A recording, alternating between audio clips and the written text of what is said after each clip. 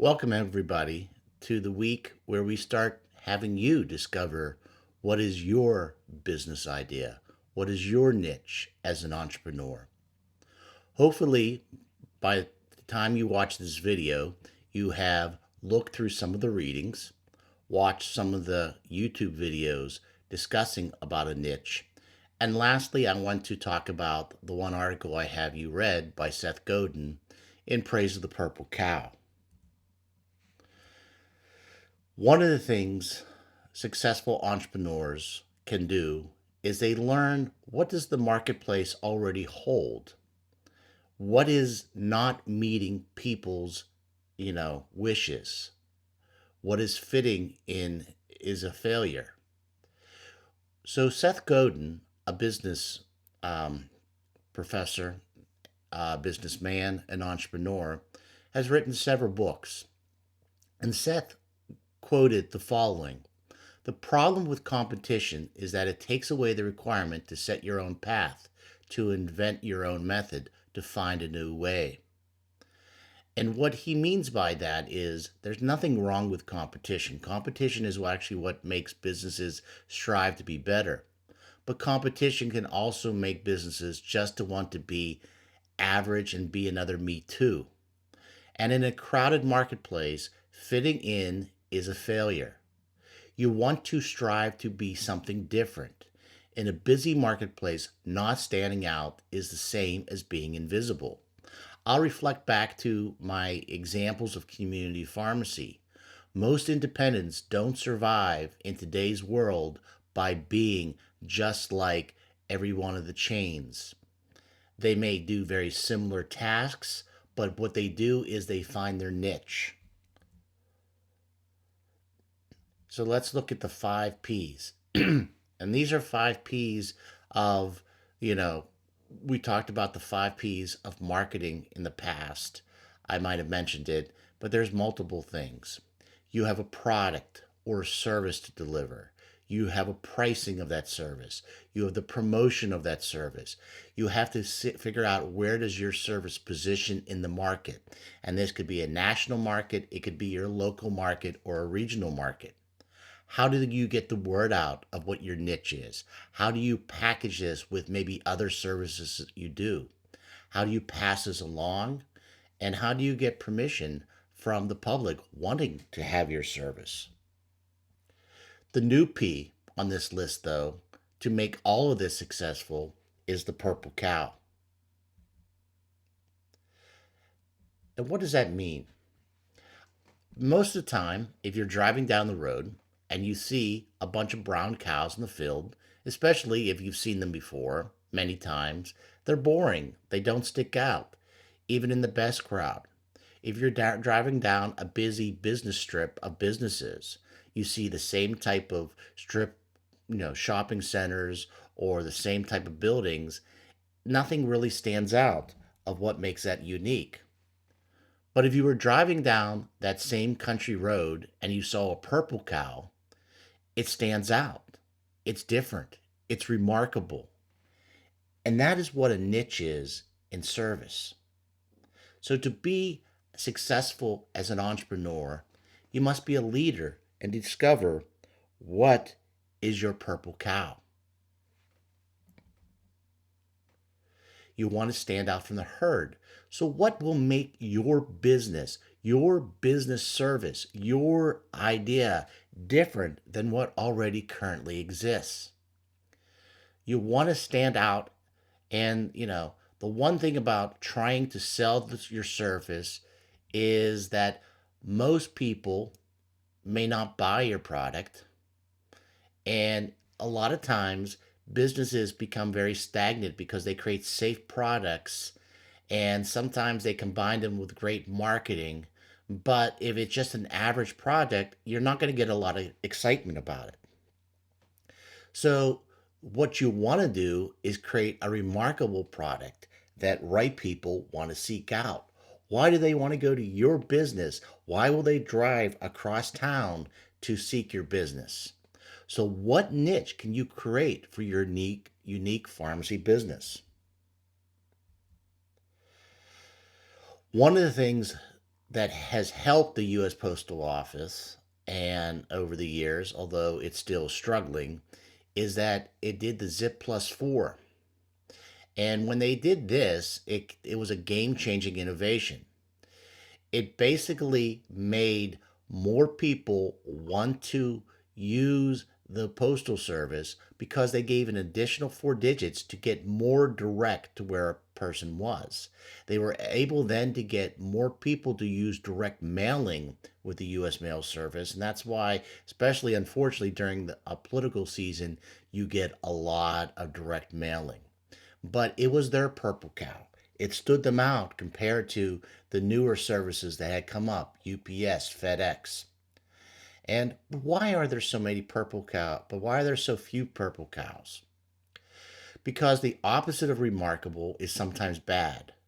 Because people are afraid to be daring. And one of the things to survive in a business world is you have to take risk. That is one of the traits of an entrepreneur. You have to take risks and you cannot be afraid. And boring will always lead to failure. It doesn't mean that it has to be so dynamic, so unique that, only maybe two people out of the whole world is going to use it, but you need to sometimes take what currently is there and how can we make that delivering of it different? How can we be successful for it? The other thing you have to think about is it's got to stand out, but it's also still got to be able to be profitable. Dutch Point Dutch Boy Paints, for example. One of the things that when they were marketing, they were not getting great success. But what they did was the marketing is they changed the product, not the ads.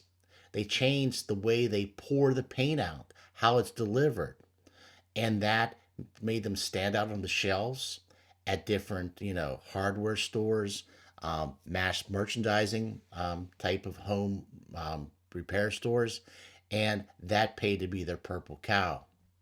So you don't have to be great all the time to enjoy its benefits. You must do two things after creating something remarkable. You must make sure you market and milk that cow for everything it's worth. If it's new, you want to do that. You want to also build an environment in your business where the new purple cow will be invented to replace the new one in time. And so keeping your business fresh, whether it is changing the look of it internally, changing your website, changing your different ways you deliver your service or your product, that will always keep you fresh. Most businesses don't survive if they stay stagnant and keep doing the same thing. So, what are 10 ways to raise a purple cow? Differentiate your customers. How does your customers that you are trying to market to, why do they want to use your service? Pick one underserved niche to target. One of the things is maybe you are a traditional community pharmacy, but there's one type of service that might make you different that stands above the rest. Create two teams among your company. You have your inventors and your milkers. You have people in your company that are always trying to come up with new ideas to keep your business fresh. And then you have people in your company that are those who can market and sell that service till it's gone.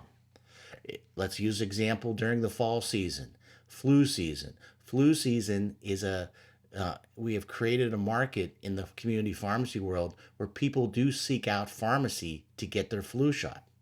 But why do they pick a pharmacy and how do they pick that pharmacy? They may pick a pharmacy that is more creative in how they can deliver that in a fast, convenient way. But then the inventor of that business is creating ways that they can reach those patients to maybe get all of their business to fill prescriptions. Maybe they're using the flu season to sell other services like additional vaccines or diabetes education programs. Another way to raise the purple cow is by marketing. Have an email address of the 20% of the customer base that loves what you do and continually send out to them things that you're doing to keep it fresh. Using social media is another great way to do that. Do unsafe things every time you have a chance. Try to be daring in the different things you do. You have to explore your limits. The one thing in the pharmacy business, there are limits due to laws, due to regulations, but you should be willing to try new things to be successful. Sometimes your niche should just start out small and do things that are just not done in your industry. One of the things that if you study Amazon in their acquisition of PillPack was no different than lots of independent pharmacies across the country that were offering packaging services.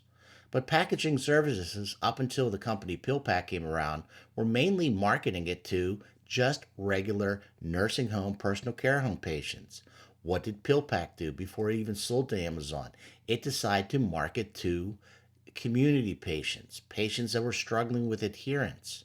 And they did a great marketing ad with it. They were able to excite investors, and they excited investors so much that Amazon acquired it. So sometimes the things that we do are not completely unique, it's how we deliver that service, how we change it a little bit to make it unique. The other thing is always ask why not. Why not shouldn't you be doing this? Why not should you be the leader of this type of service or industry?